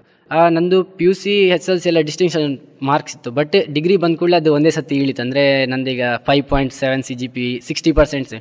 ಓಕೆ, ಈಗ ಅದು ಸ್ವಲ್ಪ ಗ್ರಿಪ್ಪಾಗಿ ಬಂದು ಸೆಮ್ಗೆ ಮೊನ್ನೆ 75ವರೆಗೂ ಬಂತಂದರೆ ಬ್ಯಾಲೆನ್ಸ್ ಮಾಡೋಕ್ಕಾಗಿಲ್ಲ. ಮೊದಲು ಒಂದೇ ಸತಿ ಬ್ಯಾಲೆನ್ಸ್ ಮಾಡೋಕ್ಕೆ ಕಷ್ಟ ಆಯಿತು. ಬಟ್ ಈಗ ಅದು ಬ್ಯಾಲೆನ್ಸ್ ಕ್ಲೀನಾಗಿ ಬರ್ತಾ ಇದೆ. ಅಂದರೆ ಮೊದಲುಕ್ಕಿಂತನೂ ಈಗ ಓಕೆ ಅಂದ. ಸೊ ಮನೆ ಕಷ್ಟಕ್ಕಂದರೆ ನಮ್ಮದು ಅಣ್ಣ CA ಮಾಡೋಕೆ ಹೋಗಿ ಆ CA ಮೇಲೆ ಬ್ಯಾಕ್ಲಾಗ್ಸ್ ಇದ್ದೇ ಇರುತ್ತೆ. ಅಂದರೆ ಅವನದು ಇನ್ನೂ ಕ್ಲಿಯರ್ ಆಗಿಲ್ಲ. ಅಪ್ಪಂಗೆ ಏಜ್ ಆಗ್ತಾನೆ, 56 ವರ್ಷ ಸಮಥಿಂಗ್ ಆಗ್ತಾನೆ. ಸೊ ಮನೆ ಕಷ್ಟನ ನೋಡಬೇಕು. ಸೊ ಕೆಲಸ ಈಗ ಹೆಚ್ಚಂದರೆ ರಜೆ ಆಗ್ತಿದೆ, ಕೆಲಸಕ್ಕೆ ಹೋಗಬೇಕು. ಹಾಗಾಗಿ ಎಜುಕೇಷನ್ ಮೇಲೆ ಅಷ್ಟೊಂದು ಫೋಕಸ್ ಮಾಡೋಕ್ಕಾಗಿಲ್ಲ. ಬ್ಯಾಲೆನ್ಸ್ ಮಾಡ್ಬೋದು, ಆದರೆ ಅಷ್ಟೊಂದಲ್ಲ. ಅಂದರೆ ನಮ್ಮ ಡ್ರೀಮ್ಸ್ನೆಲ್ಲ ಬಿಡಬೇಕಾಯಿತು. ನಾನು ಇಡೀ PUCಯಲ್ಲಿ ಎಲ್ಲರ ಹತ್ರ CA ಆಗ್ತೆ ಅಂತ ಹೇಳ್ಕೊಂಡು ಓಡ್ತಿದ್ದವನು ಒಂದೇ ಸತಿ ಡಿಗ್ರಿ ಬಂದಂತ ಎಲ್ಲರೂ ಕೇಳ್ತಾರೆ. ಅಂದರೆ ಎಂತ ಮಾರೆ CA ಮಾಡ್ತಿದ್ದವನ್ನೆಲ್ಲ ಡಿಗ್ರಿ ಬಂದಿಲ್ಲ ಅಂತ. ಸೊ ಎಲ್ಲರಿಗೂ ಎಕ್ಸ್ಪ್ಲೈನ್ ಮಾಡ್ಕೊಂಡು ಹೋಗೋಕ್ಕಲ್ಲ. ನಮ್ಮ ಜೀವನನ, ನಮ್ಮ ಮನೇನ, ನಮ್ಮ ಪರಿಸ್ಥಿತಿ ನೋಡ್ಕೊಂಡು ನಾವು ನಮ್ಮ ಜೀವನನ ಅಳವಡಿಸ್ಕೊಂಡು ಹೋಗಬೇಕಾಗುತ್ತೆ. ನಿಮ್ಮ ಮನೆಯಲ್ಲಿ ಮತ್ತು ನೀವು ಮಾಡ್ತಿರುವ ಕೆಲಸ ಯಾವುದು? ಅಂದರೆ ನಾನು ಮೊದಲು 9ನೇ ಕ್ಲಾಸ್ ಇರುವಾಗ ಈ ತೋಟ ಕೆಲಸಕ್ಕೆಲ್ಲ ಹೋಗ್ತಾರೆ. ನನಗೆ ಅದು ಚಿಕ್ಕವನಂತ ಕೆಲಸ ಇದೆ, ಹಾರೆದ್ದೆಲ್ಲ ಕೊಡ್ತಾರೆ, ನಾವು ಕಸ ಕ್ಲೀನ್ ಮಾಡೋಕೆ. ಹಾಗೆ ಈಗ ಹಾರೆದ ಕೆಲಸ ಇಲ್ಲ, ಗೊಬ್ಬರ ಹೊರೋಕ್ಕೆ, ಒಬ್ಬರು ಮನೆಗೆ ಕಲ್ಲು ಹೊರೋಕ್ಕೆ. ಸ್ಯಾಟರ್ಡೆ ಅಪ್ಪನ ಫಾಸ್ಟ್ ಫುಡ್ ಇದೆ ಮಣಿಪಾಲದಲ್ಲಿ. ಸೊ ಸ್ಯಾಟರ್ಡೆ 12 ಗಂಟೆ, ಸಂಡೇ ಅಲ್ಲೇ, ಸಂಡೇ ಸಂಜೆ ಬೇಗ ಹೊರಡಿ ಇಲ್ಲಿ ಪುನಃ ಹೆಬ್ರಿಗೆ ಬಂದು ಪುನಃ ಕಾಲೇಜಿಗೆ ಹೋಗಿ. ತೋಟದ ಕೆಲಸ ಅಂದರೆ ಯಾವ ತೋಟ? ರಬ್ಬರ್ ತೋಟ, ಅಡಿಕೆ ತೋಟ, ತೆಂಗಿನ ತೋಟ? ಅಡಿಕೆ ತೋಟ ಕೆಲಸ ಹೋಗೋದು. ರಬ್ಬರ್ ತೋಟ ಎಲ್ಲ ಅಷ್ಟು ನಮ್ಗೆ ಕೆಲಸ ಗೊತ್ತಿಲ್ಲ. ನಮ್ಮದೇ ಅಂದರೆ ನಮ್ಮ ಮನೆಯಲ್ಲೂ ಅಡಿಕೆ ತೋಟ ಇದೆ. ಅಂದರೆ ಫ್ರೀ ಟೈಮಲ್ಲಿ ಮನೆಯದ್ದು ಅಡಿಕೆ ಅಂದರೆ ಕಾಳುಮೆಣಸೆಲ್ಲ ನಾನು ನೋಡ್ಕೋಬೇಕು. ಅಂದರೆ ಅಣ್ಣ ಇಲ್ಲ, ಮೊನ್ನೆ ಅಷ್ಟೇ ಬ್ಯಾಂಗ್ಳೂರು ಪುನಃ ಹೋದ ಅವನ ಎಜುಕೇಷನ್ಗಾಗಿ. ಸೊ ಮನೇಲಿ ನಾನು ಅಮ್ಮ ಮಾತ್ರ ಇರೋದು. ಸೊ ಅಮ್ಮಂಗೆ ಕೆಲಸಕ್ಕೆ ಹೆಲ್ಪ್ ಮಾಡಿಕೊಂಡು, ತೋಟದ ನೋಡಿಕೊಂಡು, ಮತ್ತು ನನ್ನ ಎಜುಕೇಷನ್ ಬೇಕಾದರೆ ನಾನು ಕೆಲಸಕ್ಕೆ ಹೋಗಿ ಮಾಡೋದು. ಈಗ ನೀವು ಕೆಲಸ ಮತ್ತು ಎಜುಕೇಷನ್ ಮಧ್ಯೆ ಬ್ಯಾಲೆನ್ಸ್ ಮಾಡೋದ್ರ ಬಗ್ಗೆ ಹೇಳಿದ್ರಿ. ಈಗ ನಿಮಗೆ ಬ್ಯಾಲೆನ್ಸ್ ಮಾಡಲಿಕ್ಕೆ ಸಾಧ್ಯ ಆಗದೆ ಎಜುಕೇಷನ್ ಸ್ವಲ್ಪ ಕಷ್ಟ ಆಗ್ತಾ ಉಂಟಲ್ಲ, ನೀವು ಇದನ್ನು ಪುನಃ ನಿಮ್ಮ ಎಜುಕೇಷನನ್ನು ಹಳಿ ಮೇಲೆ ತಂದು ನಿಮ್ಮ ಜೀವನದ ದೊಡ್ಡ ಮಹತ್ವಾಕಾಂಕ್ಷೆ CA ಮಾಡೋದು, ಹೇಗೂ BCom ಮಾಡ್ತಾ ಇದ್ದೀರಿ, CA ಮಾಡೋದು ಕಷ್ಟ ಅಲ್ಲ, ಆ ಒಂದು ಛಲ ಇಟ್ಕೊಂಡಿದ್ರೆ ಇನ್ನು ನೀವು? ಅಂದರೆ ನಾವು ಪ್ರಾಕ್ಟಿಕಲಾಗಿ ಹೇಳೋದಾದರೆ CAಗೆ ಒಬ್ಬರು ಮಿನಿಮಮ್ ಆದರೂ 5 ವರ್ಷ ಬೇಕು ಅಂತಾರೆ. ಬಟ್ ನಾನು ಹೇಳೋದಾದರೆ ನನ್ನ ಅಪ್ಪನ ಇನ್ನೂ 5 ವರ್ಷ ಎಕ್ಸ್ಟೆಂಡ್ ಮಾಡಿ ಕೆಲಸ ಮಾಡ್ಸೋಕೆ ಆಗೋದಿಲ್ಲ. ಸೊ ನಾನು ಈಗಲೇ ಒಂದು CMA ಅಂತ US CMA ಅಂತ ಕಲಿತಿದ್ದೆ, ನಾನು ನೋಡ್ತಿದ್ದೇನೆ. ಅಂದರೆ ಅದ್ರ ಬಗ್ಗೆ ಎಂಥವಂತ ಡೀಟೇಲ್ಸ್ ಆಗಿ. ಸೊ ನಾನು ಆದಷ್ಟು ಕಮ್ಮಿ ಇಯರಂಗೆ ನನ್ನ ಲೆವೆಲ್ ಒಂದು ಒಳ್ಳೆಯ ಉತ್ತಮ ಹಾದಿಗೆ ಹೇಗೆ ಹೋಗ್ಬೇಕಂತ ರಿಸರ್ಚ್ ಮಾಡ್ತಿದ್ದೆ. ಅದೇ ಪ್ರಿನ್ಸಿಪಲ್ ಸರ್ ಹತ್ರ ಎಲ್ಲ ಮಾತಾಡ್ತಿದ್ದೆ ಅದ್ರ ಬಗ್ಗೆ. ನಿಮ್ಮ ಮನೆಯಲ್ಲಿ ಇಲ್ಲೇ ಹೆಬ್ರಿಯಿಂದ ಒಂದು 8 ಕಿಲೋಮೀಟರ್ ಆಚೆ ಮುದ್ರಾಡಿ ಹತ್ತಿರ. ಈಗ ನಿಮಗೆ ಮಣಿಪಾಲ, ಮನೆ, ಕಾಲೇಜು ಹೀಗೆ ಹಂಚಿಕೊಂಡಿದ್ದೀರಿ. ಪ್ರಯಾಣಕ್ಕೆ ತುಂಬ ಸಮಯ ಹೋಗ್ತದೆ. ಈ ಪ್ರಯಾಣದ ಸಮಯ, ದುಡಿಮೆ, ಕಾಲೇಜಿಗೆ ಬರೋದು, ವಿಶ್ರಾಂತಿ ತಗೊಳ್ಬೇಕು, ಓದಬೇಕು, ಇದೆಲ್ಲವನ್ನು ನೀವು ಈಗ ಯೌವನದ ಉತ್ಸಾಹದಲ್ಲಿ ಮಾಡ್ತೀರಿ. ಎಷ್ಟು ಮುಂದುವರಿಸ್ಬೇಕಂತಿದ್ದೀರಿ? ಇದನ್ನು ಹೇಗೆ ನೀವು ತಾಳ್ಕೊಳ್ತೀರಿ? ಹೇಗೆ ಬ್ಯಾಲೆನ್ಸ್ ಮಾಡ್ತೀರಿ? ಸರ್ ನಿಜವಾಗಿ ಹೇಳೋದಾದರೆ ನಾನು MGM ಅಲ್ಲಿ ಫಸ್ಟ್ ಇಯರಲ್ಲಿ ಇರುವಾಗ ಒಂದು ಫಸ್ಟ್ ಸೆಮ್ ಆದ ಕೂಡಲೇ ನಾನು ಕಾಲೇಜ್ ಬಿಡಬೇಕಂತಿದ್ದೆ. ಅಂದರೆ ನಾನು ಅಂದ್ಕೊಂಡೆ ಮನೆ ಕೆಲಸಕ್ಕೆ ಕಷ್ಟ ಆದರೆ ಅಪ್ಪ ಮಗ ಕಷ್ಟಕ್ಕೆ ಆಗ್ತಿದ್ದಾನೆ, ಆ ರೀತಿ ಅಂದ್ಕೊಂಡು ನಾನು ಕಾಲೇಜ್ ಬಿಟ್ಟು 1 ವಾರ ಮನೇಲೇ ಇದ್ದೆ. 1 ವಾರ ಕೆಲಸಕ್ಕೆ ಹೋಗ್ತಾ. ಬಟ್ ಆಮೇಲೆ ನಂಗೆ ಏನನ್ಸಂದರೆ, ಮನೆಯವ್ರಿಗೆ ನೀನು ಕೊಡೋ ದುಡಿಮೆಗಿಂತ ನೀನು ಜೀವನದಲ್ಲಿ ಉದ್ಧಾರ ಆದರೆ ಅವ್ರಿಗೆ ಸಿಗೋ ಖುಷಿನೇ ಬೇರೆ ಅಂತ. ಅದನ್ನ ನನ್ನ ಅಣ್ಣ ಒಬ್ಬರು ದೊಡ್ಡಪ್ಪನ ಮಗ ನಂಗೆ ಅರ್ಥ ಮಾಡಿಸಿದ್ರು. ನೀನೀಗ ಕೊಡ್ತೀಯ 500 ರೂಪಾಯಿ ಕೊಡ್ತೀಯ, ಅವರಿಗೆ ಅದರಿಂದ ಆಗೋ ಖುಷಿ ಬೇರೆ. ಆದರೆ ನೀನು ಓದಿ, ನೀನೊಂದು ಹಾದಿಗೆ ಹೋಗಿ, ನೀನೊಂದು ಒಳ್ಳೆ ಸ್ಥಾನದಲ್ಲಿದ್ದರೆ ನನ್ನ ಮಗ ಒಂದು ಒಳ್ಳೆ ಸ್ಥಾನ ಇದ್ದಾನೆ ಅಂತ ಅವ್ರು ಖುಷಿ ಪಡ್ತಾರೆ. ಆ ಖುಷಿನೇ ಬೇರೆ. ಹಾಗಾಗಿ ನಾನು ಪುನಃ ಎಜುಕೇಷನ್ ಸ್ಟಾರ್ಟ್ ಮಾಡಿ 1 ವಾರ ಮನೇಲಿದ್ದವನು ಪುನಃ MGMಗೆ ಹೋಗಿ ನಾನು ಎಜುಕೇಷನ್ ಸ್ಟಾರ್ಟ್ ಮಾಡಿ. ಬಟ್ ಅಲ್ಲಿ ನನಗೆ ಹಣ ಹೆಚ್ಚು ಖರ್ಚಾಗುತ್ತೆ ಅಂದ್ಕೊಂಡು ನಾನು ಪುನಃ ವಾಪಸ್ ಗೌರ್ಮೆಂಟ್ ಕಾಲೇಜಿಗೆ ಬಂದೆ. ನನಗೆ ಎಜುಕೇಷನ್ ಅಷ್ಟೊಂದು ಡಿಫ್ರೆನ್ಸ್ ಸಿಗಲಿಲ್ಲ ಇಲ್ಲೂ ಕೂಡ. ನಂಗೆ ಒಳ್ಳೆ ಉತ್ತಮ ಎಜುಕೇಷನ್ ಸಿಕ್ತು ಇಲ್ಲೂ ಕೂಡ. ಸೊ ಹಾಗಾಗಿ ನಾನು ಇಲ್ಲಿ ಹೆಬ್ರಿ ಬಂದು, ಸೊ ಈಗ ಮೊದಲು ನಾನು ಫಸ್ಟ್ ಸೆಮ್ ಸೆಕೆಂಡ್ ಸೆಮ್ಗಿಂತ ಈಗ 3ನೇ ಸೆಮ್ಮಾಗಿ ನನ್ನ ಮಾರ್ಕ್ಸು ಕೂಡ ಡೆವಲಪ್ ಆಗಿದೆ, ಸ್ವಲ್ಪ ಇಂಪ್ರೂವ್ಮೆಂಟ್ ಬಂದಿದೆ. ಸೊ ನಾನು ಎರಡನ್ನು ಈಗ ಬ್ಯಾಲೆನ್ಸ್ ಮಾಡ್ತಿದ್ದೆ ಆ ರೀತಿ. ನನ್ನ ಹೆಸರು ನಂದನ್. ಕೆಲಸ ಅನ್ನುವಂಥದ್ದು ನಾನು ಯಾವಾಗ ಸ್ಟಾರ್ಟ್ ಮಾಡಿದೆ ಅಂದರೆ, ಮೊದಲಿಗೆ ಕೊರೋನಾ ಬರುವಾಗ ನಮಗೆ 10th ಕೊರೋನಾ ಬಂದದ್ದು, ಎಕ್ಸಾಮ್ ಬರೆಯುವಾಗ. ಅವಾಗೇನಾಯಿತು, ಎಕ್ಸಾಮ್ ಬರೆದ್ವಿ. ಕೊರೋನಾ ಬ್ಯಾಚ್ ಇರುವಾಗ ಬರ್ದಂದು ಮೊದಲ ಎಕ್ಸಾಮ್ ನಾವು SLC ನಾವು ಬರೆದ್ವಿ. ಅದಾದಮೇಲೆ ಏನಾಯಿತು, ನಾವು PUC ಬರಬೇಕಾದ್ರೆ 8 ತಿಂಗಳಷ್ಟು ಗ್ಯಾಪ್ ಇತ್ತು. ಅದಾದಮೇಲೆ ನಾವು ಕಾಲೇಜಿಗೆ ಹೋದ್ವಿ. 2-3 ತಿಂಗಳಾದಮೇಲೆ ಕಾಲೇಜ್ ಆಯಿತು. ಅದಾದಮೇಲೆ ಎಕ್ಸಾಮ್ ಕೂಡ ಆಗಲಿಲ್ಲ. ಲಾಸ್ಟ್ ಎಕ್ಸಾಮ್ ಆದಮೇಲೆ ಅದನ್ನು ಯಾವುದೊಂದು ಮಾರ್ಕ್ ಬರ್ಕೊಡ್ಲಿಕ್ಕೆ ಹೇಳಿದ್ರು, ಅದ್ರ ಮೇಲೆ ಮಾರ್ಕ್ ಡಿಪೆಂಡ್ ಆಯಿತು. ಹಾಗೇನಾಯ್ತು ಅಂದರೆ ನನಗೆ ಕಾಲೇಜಿಗೆ ಹೋಗಲಿಕ್ಕೆ ಮನಸ್ಸಾಗಲಿಲ್ಲ. ವಾರಕ್ಕೆ 2 ದಿನ ಕ್ಲಾಸು, 3 ದಿನ ಕ್ಲಾಸು, 4 ದಿನ ಕ್ಲಾಸ್ ಇತ್ತು. ಅದಕ್ಕೆ ಏನು ಮಾಡಿದೆ, ಮನೆಯಲ್ಲಿ ಸ್ವಲ್ಪ ಈ ಕೊರೋನಾದಿಂದಾಗಿ ತುಂಬ ಕಷ್ಟ ಬಂತು. ಅದಕ್ಕೆ ನಾನು ಏನು ಮಾಡಿದೆ ಅಂದರೆ ಗಾರೆ ಕೆಲಸಕ್ಕೆ ಹೋದೆ. ಒಂದು 2 ವಾರ ಆ ಥರ ಹೋದೆ. 2 ವಾರ ಹೋದಾದ್ಮೇಲೆ ಏನಾಯ್ತು ಅಂದರೆ, ಎಜುಕೇಷನ್ ಬೇಡ, ಇದು ಯಾಕೆ, ದುಡ್ಡಾದರೂ ಬರ್ತಿದೆ, ಮನೇನಾದ್ರು ನೋಡ್ಕೋಬೋದು ಅಂತ ಅದನ್ನು ಬಿಟ್ಟಾಗ ಬೇಡ ಅನಿಸ್ತು. ಮತ್ತು ಯಾಕೋ ಮನಸ್ಸಿಗೆ ಸರಿಯಾಗಲಿಲ್ಲ. ಅದನ್ನು ಮಾಡ್ಕೊಂಡು ಇದನ್ನು ಮಾಡ್ಕೊಳ್ಲಿಕ್ಕೆ ಆಗೋದಿಲ್ಲ ಅಂತ ಫಸ್ಟ್ ಇಯರನ್ನು ಕಂಪ್ಲೀಟ್ ಮಾಡಿ ಸೆಕೆಂಡ್ ಇಯರನ್ನು ಬೇಡ ಅಂತ ಬಿಟ್ಟೆ. ಅದಾದಮೇಲೆ ಏನಾಯಿತು, ಮನೆಯಲ್ಲಿ ಸ್ವಲ್ಪ ಹೇಳಿದ್ದು, ಸ್ವಲ್ಪ ಇದೆಲ್ಲ ಕರೆಕ್ಟ್ ಆದಮೇಲೆ ಮನೆಯಲ್ಲಿ ಒಂದು ಬಾಂಬೆಲಿ ಟ್ರೈನಿಂಗ್ ಅಂತ ಇತ್ತು, ಕ್ವಾಲಿಟಿ ಅಶ್ಯೂರೆನ್ಸ್ ಇದು. ಅದಕ್ಕಾಗಿ ನಾನು ಬಾಂಬೆಗೆ ಹೋದೆ. ಬಾಂಬೆಗೆ ಹೋದಾಗ ಏನಾಯಿತು, ಅಲ್ಲಿ ಟ್ರೈನಿಂಗ್ ಇದ್ದದ್ದು ನನಗೆ ಜಾಬಿಗೆ ಒಂದು ಇನ್ಫಾರ್ಮ್ ಮಾಡಿದರು. ಅದಕ್ಕೆ ನಾನು ಜಾಬ್ ತಗೊಂಡಾದ್ಮೇಲೆ ಏನಾಯಿತು, ನನಗೆ ಎಜುಕೇಷನನ್ನು ಬಿಡಲಿಕ್ಕೆ ಇಷ್ಟ ಆಗಲಿಲ್ಲ. ಅದಕ್ಕೆ ಮತ್ತೆ ಅಲ್ಲಿಂದ ನಾನು ಡೈರೆಕ್ಟಾಗಿ ಎಕ್ಸಾಮ್ ಕಟ್ಟಬೇಕಂತ ಹೆಬ್ರಿ ಕಾಲೇಜಲ್ಲಿ ಇಲ್ಲಿ ತಗೊಂಡೆ. ಅವರು ಕೊಟ್ಟರು ನನಗೆ ಡೈರೆಕ್ಟ್ ಎಕ್ಸಾಮ್ ಬರಲಿಕ್ಕೆ ಅವಕಾಶ ಕೊಟ್ಟರು. ಅದಾದಮೇಲೆ ಫೇಲ್ ಆಗ್ತೇನೆ ಅಂತ ಅಂದ್ಕೊಂಡೇ ಬರದೆ, ಆದರೂ ಒಳ್ಳೆ ಮಾರ್ಕ್ ತಗೊಂಡೆ ಪಾಸ್ ಆದೆ. ಅದು ಒಂದು ಕೂಡ ನಾನು ದುಡಿಮೆಗೆ ಹೋಗ್ಲಿಕ್ಕೆ ಕೊರೋನಾ ಕೂಡ ಕಾರಣ ಆಯಿತು. ಯಾಕಂದರೆ ಮನೆಯ ಪ್ರಾಬ್ಲಮಿಗೂ ಮತ್ತು ಕೊರೋನಾದಿಂದ ಅದರಿಂದ ನಾನು ದುಡಿಮೆಗೆ ಹೋದೆ. ಅದಾದಮೇಲೆ ಎಜುಕೇಷನ್ ಬಿಡಲಿಕ್ಕೆ ನನಗೆ ಇಷ್ಟ ಆಗಲಿಲ್ಲ. ಹಾಗಾಗಿ ಎಜುಕೇಷನ್ನ ಕಂಪ್ಲೀಟ್ ಮಾಡಿ ಈಗ ಡಿಗ್ರಿ ಕೂಡ ಬಂದಿದ್ದೇನೆ. ಅದೇ ಈಗ ನಾನು ದುಡಿಮೆನೇ ಮುಂದುವರ್ಸ್ಕೊಂಡು ಹೋಗಿದ್ದು. ಸಂಬಳ ಕೂಡ ಒಳ್ಳೆ ಇತ್ತು, ಅಲ್ಲಿ ಎಲ್ಲ ಫೆಸಿಲಿಟಿ ಕೂಡ ಇತ್ತು. ಆದರೆ ಎಜುಕೇಷನ್ ಇನ್ನೂ ಬೇಕು, ಇಷ್ಟು ಬೇಗ ಕೆಲಸಕ್ಕೆ ಹೋಗೋದು ನಂಗೆ ಇಷ್ಟ ಆಗಲಿಲ್ಲ. ಮನೇಲೂ ಕೂಡ ಹೇಳಿದರು, ಒಳ್ಳೆ ಮಾರ್ಕ್ ತೆಗಿತಿದ್ಯಲ್ಲ, ಪರವಾಗಿಲ್ಲ, ಮನೆಯದು ಈಗ ಇದ್ದದ್ದೇ ಅಂತ. ಮನೇಲಿ ಪ್ರಾಬ್ಲಮ್ ಆಗಿಗೋಸ್ಕರ ಹೋದದ್ದು, ಇಲ್ಲಾಂದರೆ ನಾನು ಹೋಗ್ತಿರ್ಲಿಲ್ಲ. ಆದರೂ ಈಗ ಏನು ಇಷ್ಟು ಮಾಡಿ ದುಡಿಮೆ ಬಿಟ್ಟು ಮತ್ತು ವಾಪಸ್ ಇದಕ್ಕೆ ಬಂದರೂ ಕೂಡ ಒಂದು ಸ್ಯಾಟಿಸ್ಫ್ಯಾಕ್ಷನ್ ಇದೆ. ಯಾಕಂದರೆ ಇದರಲ್ಲಿ ಬಂದು ಸುಮ್ಮನೆ ಅಲ್ಲಿ ಇಲ್ಲಿ ತಿರುಗಾಡೋದಕ್ಕಿಂತ ಒಂದು ಒಳ್ಳೆ ಮಾರ್ಕ್ ಬರ್ತಿದೆ, 92, 89 ಬರ್ತಿದೆ ಸೆಮ್ಮಲ್ಲಿ. ಹಾಗಾಗಿ ಒಂದು ಒಳ್ಳೆ ದುಡಿಮೆ ಬಿಟ್ಟು ಕೂಡ ಎಜುಕೇಷನಿಗೆ ಬಂದು ತುಂಬ ಒಳ್ಳೆಯದಂತ ಅನಿಸ್ತಾ ಇದೆ. ಕಷ್ಟ ಕಾಲದಲ್ಲಿ ಕೈ ಹಿಡಿದ ಆ ಉದ್ಯೋಗವನ್ನು ಈಗ ಪುರ್ಸೊತ್ತಿದ್ದಾಗ, ಶನಿವಾರವೋ ಭಾನುವಾರವೋ ಅಥವಾ ದೊಡ್ಡ ರಜೆ ಇದ್ದಾಗ ಮಾಡೋದುಂಟಾ, ಮಾಡ್ಲಿಕ್ಕೆ ಉತ್ಸಾಹ ಉಂಟಾ, ಮಾಡ್ಲಿಕ್ಕೆ ಮನಸ್ಸುಂಟಾ? ಅದೇ ಸರ್, ನಾನು ಇದ್ದಂಥ ಕಂಪ್ನಿಯಲ್ಲಿ ಹೇಳಿ ಕೂಡ ಬಂದಿದ್ದೆ, ನಾನು ಎಜುಕೇಷನ್ನ ಕಂಪ್ಲೀಟ್ ಮಾಡ್ತೇನೆ. ಅದಕ್ಕೆ ಅವರು ಕೂಡ ನನಗೆ ಹೇಳಿದರು, ನಿಮಗೆ ಅಲ್ಲಿ ಎಜುಕೇಷನ್ ಮಾಡಿ ಕೂಡ ಇಲ್ಲಿ ಬರ್ಬೋದು. ಯಾಕಂದರೆ ನಮ್ಮ ಆ್ಯಕ್ಟಿವಿಟಿಯನ್ನು ನೋಡಿದ್ರು ಅವರು. ಯಾಕಂದರೆ ಬಾಂಬೆಯಲ್ಲಿ ಕೂಡ ನಮ್ಮ ಆ್ಯಕ್ಟಿವಿಟಿಯನ್ನು ನೋಡಿ ಅವರೇ ವಾಪಸ್ ಟ್ರೈನಿಂಗ್ ಹೋದವನನ್ನು ಅವರು ಕೆಲಸಕ್ಕೆ ತಗೊಂಡಿದ್ರು. ಅವ್ರು ಹೇಳಿದರು, ಇಲ್ಲಿ ಎಕ್ಸಾಮ್ ಬರೆದು ನಿನ್ನದೆಲ್ಲ ಆದಮೇಲೆ ಅಲ್ಲಿ ಬಂದರೂ ಕೂಡ ನಿಮಗೆ ಚಾನ್ಸ್ ಇದೆ, ನಾವು ಕೊಡ್ತೇವೆ ಅಂತ ಹೇಳಿದರು. ಹಾಗಾಗಿ ಕೂಡ ಇಲ್ಲೂ ಮಾಡಿ ಕೂಡ ನನಗೆ ಅಲ್ಲಿಗೆ ಹೋಗ್ಬೇಕಂತಲ್ಲ, ಒಂದು ಪ್ರಾಕ್ಟಿಕಲ್ ನಾಲೆಜ್ ಸಿಕ್ತು. ಒಂದು ಕಂಪ್ನಿಯಲ್ಲಿ ಯಾವ ತೀರಿ ವರ್ಕ್ ಮಾಡ್ಬೋದು, ಯಾವ ತೀರಿ ಈಗ ಸೇಲ್ಸ್ ಆಗಿರ್ಬೋದು, ಪ್ರೊಡಕ್ಷನ್ ಆಗಿರ್ಬೋದು, ಯಾವ ಥರ ನಡೀತದೆ ಅನ್ನುವಂಥದ್ದು ಕೂಡ ಪ್ರಾಕ್ಟಿಕಲ್ ನಾಲೆಜು ಸಿಕ್ತು. ಇಲ್ಲಿ ನಮಗೆ ಥಿಯರಿಕಲ್ ನಾಲೆಜ್ ಅಥವಾ ಅಕೌಂಟನ್ನು ಯಾವ ರೀತಿ ಮೇಂಟೈನ್ ಮಾಡಬೇಕು ಆ ಥರ ನಾಲೆಜು ಕೂಡ ಸಿಕ್ತು. ಹಾಗಾಗಿ ಕೆಲಸ ಸಿಕ್ಕಿದ್ರೂ ಕೂಡ ಮಾಡುವಂಥ ಕೆಪಾಸಿಟಿ ಅನ್ನೋಂಥದ್ದು ಬಂತು. ಈಗ ಗಾರೆ ಕೆಲಸ, ಅದೇ ಗಾರೆ ಕೆಲಸ ಅನ್ನುವಂಥದ್ದು ಇಷ್ಟ ಇದೆ, ಬಟ್ ಮನೇಲಿ ಈಗ ಬಿಡ್ತಿಲ್ಲ. ಮೊದಲಿಗೆ ಕಷ್ಟದ ಟೈಮಲ್ಲಿ ಹೌದು ಮಗ ಕಷ್ಟ ಪಡ್ತಿದ್ದಾನಂತ ಅನಿಸ್ತು. ಆದರೆ ಈಗ ಒಂದು ಹಂತಕ್ಕೆ ಬಂದ ಮೇಲೆ ಬೇಡ, ಆ ಕಷ್ಟ ಮಗನಿಗೆ ಸ್ವಲ್ಪ ಸಮಯ ಆದಮೇಲೆ ಬರಲಿ ಅಂತ ಮನೆಯಲ್ಲಿ ಒಂದು ಒಪಿನಿಯನ್ ಇದೆ. ಇದುವರೆಗೆ ವಿದ್ಯಾರ್ಥಿಗಳ ವಿದ್ಯಾಭ್ಯಾಸದ ಬಿಡುವಿನಲ್ಲಿ ವಿದ್ಯಾರ್ಥಿಗಳು ದುಡಿಯುವುದು ಸರಿಯೋ ತಪ್ಪೋ ಎಂಬ ವಿಚಾರದ ಬಗ್ಗೆ ಸುದೀರ್ಘವಾದ ಚರ್ಚಾ ಮಂಡನೆಯನ್ನು ಕೇಳಿದಿರಿ. ಚರ್ಚೆಯಲ್ಲಿ ಭಾಗವಹಿಸಿದವರು ಸರಕಾರಿ ಪ್ರಥಮ ದರ್ಜೆ ಕಾಲೇಜು ಹೆಬ್ರಿ ಇಲ್ಲಿನ ವಿದ್ಯಾರ್ಥಿಗಳು. ಈ ಕಾರ್ಯಕ್ರಮದಲ್ಲಿ ಭಾಗವಹಿಸಿದ ವಿದ್ಯಾರ್ಥಿಗಳಿಗೆ ಹಾಗೂ ಸಹಕರಿಸಿದ ಪ್ರಾಂಶುಪಾಲರಿಗೆ, ಬೋಧಕಾ ವೃಂದದವರಿಗೆ ಧನ್ಯವಾದಗಳು. ಇದು ಇಂದಿನ ಯುವವಾಣಿಯಲ್ಲಿ ಕಾಲೇಜು ಕ್ಯಾಂಪಸ್ನಲ್ಲಿ ಆಕಾಶವಾಣಿ ಕಾರ್ಯಕ್ರಮ. ಮುಂದಿನ ಕಾರ್ಯಕ್ರಮದಲ್ಲಿ ಭೇಟಿಯಾಗೋಣ. ನಮಸ್ಕಾರ.